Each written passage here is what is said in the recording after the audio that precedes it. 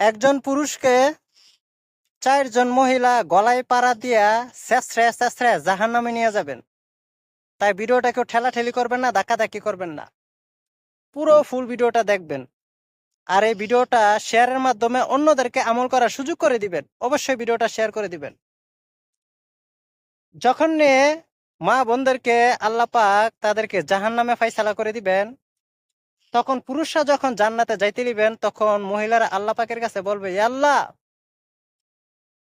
আমার বাপে উনি কেন জান্নাতে যাইতেছে, আমার স্বামী উনি কেন জান্নাতে যাইতেছে, আমার বড় ভাই ওনারা কেমনে জান্নাতে যাইতেছে, আমার বড় ছেলে ওনারা কিভাবে জান্নাতে যাইতেছে, তাহলে আমি কেন জান্নাতে যাইতে পারতাছি না?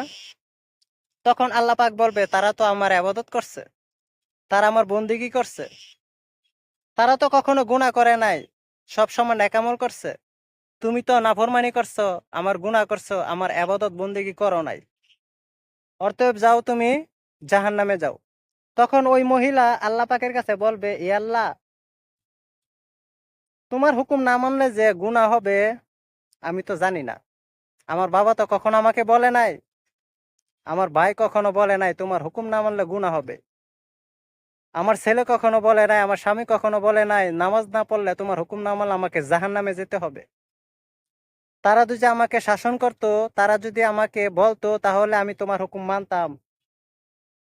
তাহলে আজকে হয়তো আমাকে জাহান্নামে যাইতে হইল, নইলে আমিও তাদের সাথে জান্নাতে যাইতে পারতাম। এই জন্য আমি একা জাহান্নামে যাব না, আমি তাদেরকে গলায় পাড়া দিয়ে জাহান্নামে নিয়ে যাব।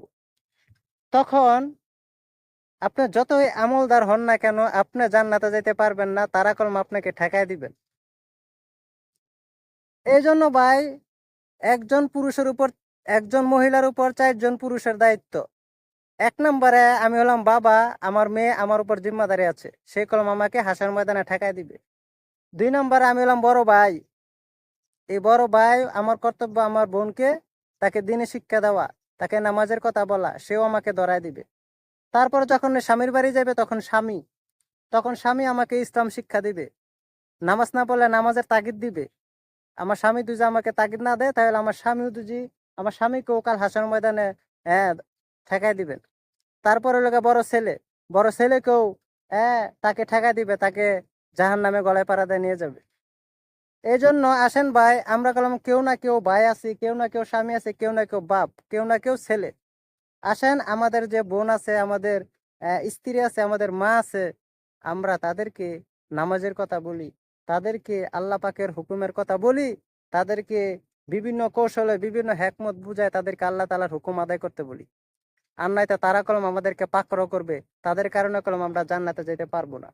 আল্লাহ পাক আমাদের সবাইকে সহি বুঝদান করুক, আল্লাহ পাকের ইবাদত করার তৌফিক দান করুক। আমিন।